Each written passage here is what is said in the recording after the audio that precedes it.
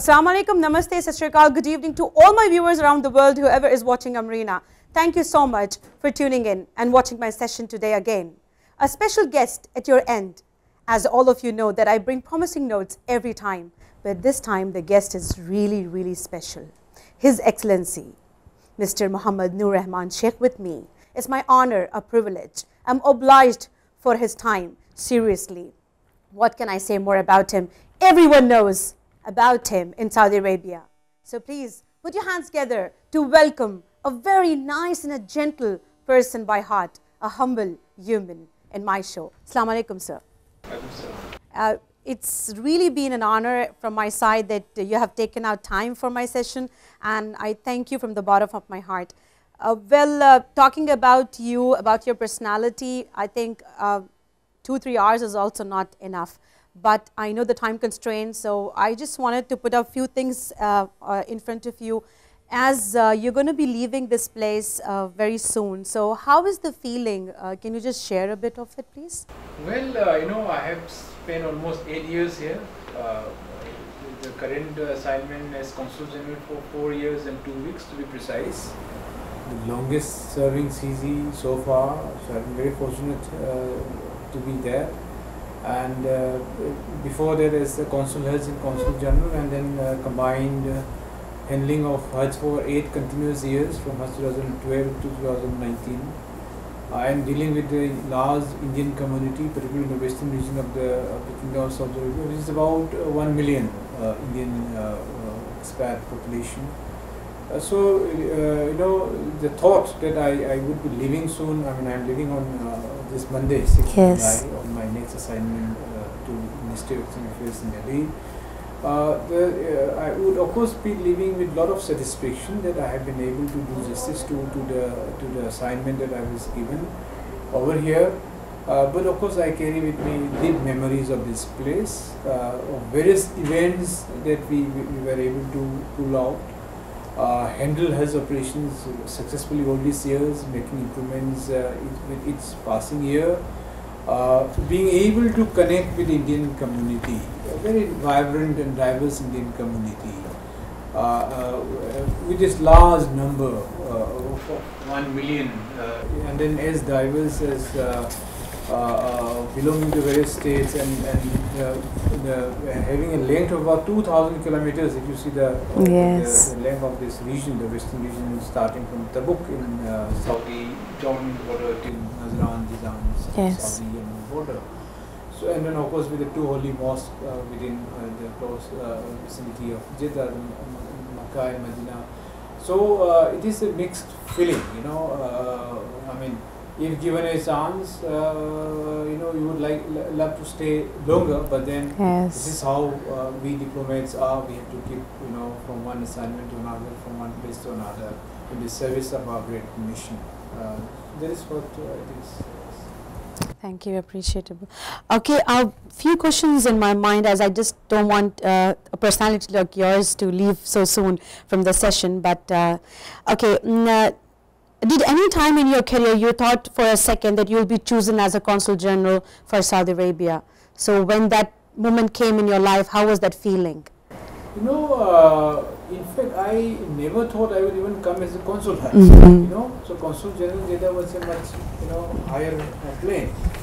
So when I was actually picked up in the ministry to come here as Consul, I was actually under orders of transfer to our embassy in Tehran.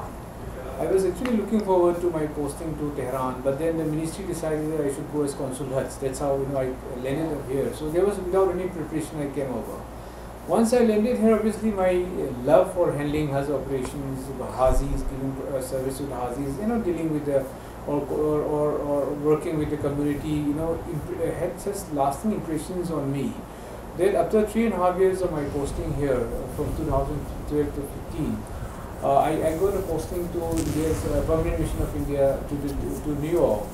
And then when I went there, you know, the work in Jeddah was so depth, so deep and so heavy that our work, my assignment in PMI New York is again considered the best posting for any IFS officer. Yes. With a lot of work, it turned to my mind. It seemed to be lesser than what I was actually doing as a consultant, because you compare with your previous assignments, and then of course within 2.5 months of my assignment in New York, I was selected by the ministry to come here as Consul General. So it is a process from from disbelief to something which you actually started looking forward to.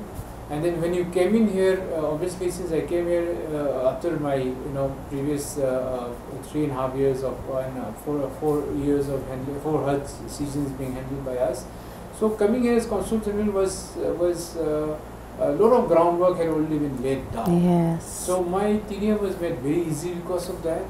So, but then of course, obviously, when I got selected for Indian Foreign Service in 2004, I never thought that I will go as Consul General to Jeddah. I mean, yes, I would say till 2011, before I was selected as Consul, I never thought that I would go as Consul General. So it has been a very satisfying journey so far. So the paradigm shift, actually you ruled it out so nicely from that. Okay, it's a very important. Notable fact that many times nowadays young generation, they are actually not very focused on their vision and their ideas or what they want to do in life. So I have a question for you, is like nowadays young generation is very prone to social media. Do you really think is the best way of success, or they're just wasting their time? Social media, I think, is it is very relevant. It has become an intrinsic part of our way of life. We cannot just rubbish social media, or we cannot do away with social media. It will be there. But the point is how you are able to use it to your benefit, to your advantage. Yes.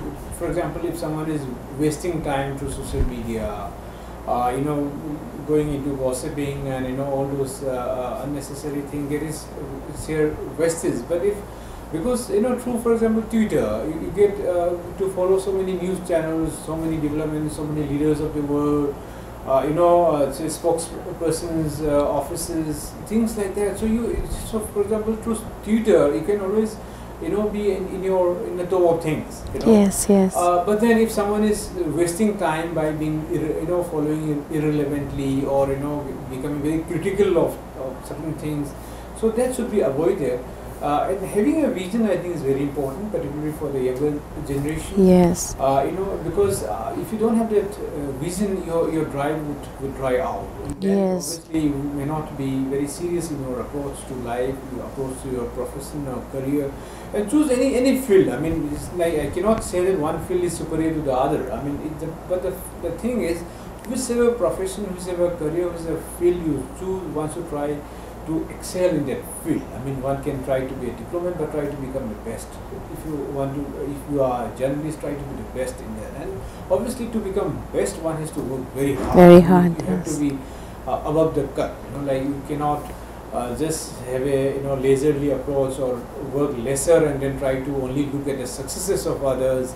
That won't work, basically. So I think younger generation and are very smart. I would say they are very smart. I have 4 children, and I mean I know how advanced they are in terms of using IT and social media and apps and this and that. I mean I'm very aware of this this global phenomenon.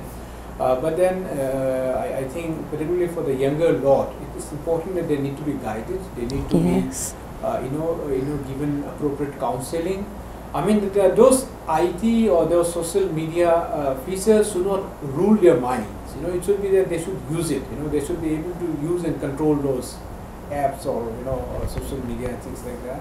That is what I feel about. 9 years of your tenure, and every individual Indian have believed the fact that you have humbly, very calmly have taken the charge, be it personal or just like the one which is there, like what you have to do. So they have this fact and this feeling inside their heart that they want you to come as an ambassador. But my wish and everyone's wish is you can be as a vice president for us over here. So what can you say for this? Because truly telling, sir, I'm feeling very emotional because I happened to meet you 3-4 times, but in spite of that, you never, to my messages or to my calls, you have always answered, and you were so welcome, and you said that yes, it can be done. So this kind of, you know, the flow of love which is flowing for you, what do you want to say for that? Thank you very much, and I would like to thank and convey my appreciation to the larger Indian community as such. You know, they have given me so much of love and affection and appreciation. I mean, I have no words to express my thanks. In fact, you know, as far as my career is concerned, I mean, this is like, as an IFS, it's very natural to get posted as consul generals or as ambassadors, or, you know, as far as where, when, and all, that will be the wisdom of the government. I mean, like, obviously it is good to have, you know, highest dreams or aims in life. I mean, certainly, I mean, no one can bar anyone from, you know, dreaming big or thinking high, aiming high. Yes. But I think that the important thing is to focus at the work in hand, you know, instead of jumping the queue and, you know, things like that. I mean, so I've done my my assignment here with full heart. I have given my best that I could give. And I'm looking forward to my next assignment in Delhi, which will be as a director for a few months, and we are expecting by beginning of next year, the next promotion is due as Joint Secretary to Government of India. So whatever assignments we get, you know, we will, I mean, I'll make sure that I give my best to see that, you know, government's, you know, trust and confidence is proven correct. And wherever we are as diplomats, it's important that we enhance and work, of course, for, you know, for the welfare of our community, as well as to enhance the bilateral relations, you know, with the country of, Yes. of our hosting, as well as with our great homeland. You know, like in my tenure, I've always tried to engage as much as possible with the Saudi authorities. This kingdom has a great leadership in King Salman, His Majesty King Salman. It has the great vision 2030 of Crown Prince Salman, of various royalties, governors, the ministers, particularly I would say, you know, Minister of Hajis is very, you know, tech savvy. He himself had worked in various, you know, reputed organizations. You know, like, so, and then my interactions with various other Saudi chambers of commerce, ministries, officials, you know, Saudi nationals who come our way in terms of interaction. So we have always tried to project the good relationship that exists between these two countries and see to it how the relationship can be further strengthened. And that is the reason why, you know, today, when I look back, you know, 8 years before and now, the goodwill for India is immense. I mean, it's great, I would say. Every Saudi has good things to say about India and Indians, and of course this more so because of this, you know, great ties between the leadership of the two countries. You know, our Prime Minister, you know, Sri Narendra Modi has great personal rapport with the Crown Prince, Prince Mohammed. In fact, when they meet as brothers. You know, Yes, yes. They have. Similarly, with all other, you know, officials. I mean, earlier there were times when, you know, if the Consul General of India wanted to see the Director General of Ministry of Labour, he would, you know, take several weeks to get an appointment. Now, it's just a phone call away. You know, similarly with officers in Foreign Office, with officers in, you know, Hajj Ministry, for everywhere. So I think the warmth at the official level is, and this is reflected in terms of tangible results also. For example, as recently as this last month, you know, the data came in saying that India has become the second largest trading partner for Saudi Arabia. Yes. It's a great achievement, you know. Yes. Every Indian has contributed to yes, it. You know, yes. And then the understanding and appreciation for Saudi Arabia, of the kingdom and its people towards Indians has also to be acknowledged. You know, they have started being very close to us, and then, you know, it must beyond the buyer-seller relationship. You know, in terms of research and development. I mean, you would have seen reports, for example, the NEOM project, the interest on by a group like Reliance Group in Raigarh, you know, this refinery where, you know, Aramco, you know, investment. In fact, India is one of those only 8 countries which has strategic partnership with Saudi Arabia. Yes. So all those things, you know, are testimony to the fact that, you know, the relationship is growing so fast. And we as diplomats, it's our duty to see and to ease out things. For example, you know, business visas. When I came in here earlier, long-term visas was not heard of. Yes, yes. And then we started giving even up to 5 years multiple entry visas to a lot of prominent Saudis. We felt that if a prominent Saudi is to come here for visa every time he wants to go, he may that may become a stumbling block for him. Yes. If he has a 5-year multiple visa for himself, any time within this 5 year he could visit India and explore for himself, and somehow the other investments could come in, could flow in, things like that. Yes, so yes. those visas have also been provided by our leadership also, and we have also tried to implement it locally. So these are some of the things which come to our mind, when we look back, and then these are the memories that yes, phenomenal work from your side, sir. Really appreciate. One last thing, and then we will end the session because the time constraint. What message you would like to give to the Indian viewers, especially because. Thank you again for asking this thing, because I have always, held the Indian community in highest esteem. They are, because whenever we interact with the Saudi high officials also, they are all praised for the Indian community, despite the fact that we are the largest expat population. Yes. We are the most respected one, because we are known as very hardworking, law-abiding, and very entrepreneurial in skills.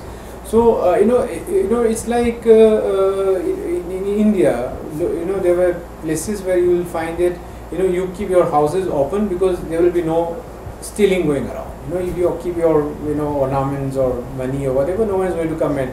So there's a feeling for Indians here. They expect that no crimes will be committed by Indians. There will be no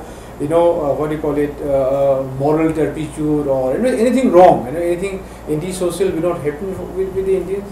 So I think this reputation needs to continue. Yes. This is possible because I think we mean our business. We mean our own business. We Yes. don't go into what others are doing or not. We mean our own business. Wherever they are working with an employer or a kafil or a company or whatever be the sector. They are on their own businesses. Whatever be it, I think they just mean their own business.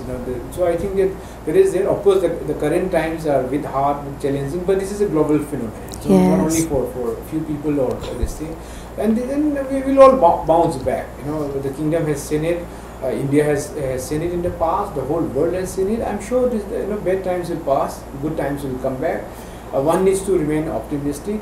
Of course, those Indians who want to go back, who want to go back on final exit or other reasons, when the Bharat mission has been going on, and a lot of people have been able to send them. Yes. More flights will be coming in the next couple of weeks and months ahead. The community. I want the community to remain confident, calm, and then of course follow the local regulations. Yes. For example, during COVID times, using mask. I mean, of course, since we are in a distance for interviews. Yes, yes. Otherwise, I always put on the mask. Washing hands regularly, maintain social distancing, and all those Yes. guidelines. Because when we have seen from various reports that when people do not take it seriously, then a lot of people have got affected things like Yes, that. yes. So I would appeal to the community to remain law-abiding, to be hardworking, remain positive, calm, be hopeful, and be positive and optimistic of the future. Thank you so much from the bottom of my heart. Viewers, you must have in fact noted down each and every point of His Excellency. He's truly right saying that you have to be confident and you have to be optimistic. You have to be you have to take care of yourself, the rules and regulations and everything. I truly thankful to him for his time, for this session especially, and I wish him success, prosperity in his every walk of life. Thank you so much, sir, and we'll definitely miss you, and I hope that you come back soon, inshallah, with like the VP of for Saudi Arabia. Seriously, viewers, stay tuned with me, and I'm so happy today because it was my long awaited desire to interview His Excellency Mohammed Noor Rahman Sheikh. My prayers for him, for his family. I hope his journey fulfill in every way. Thank you so much. Assalamu alaikum. Thank you, sir.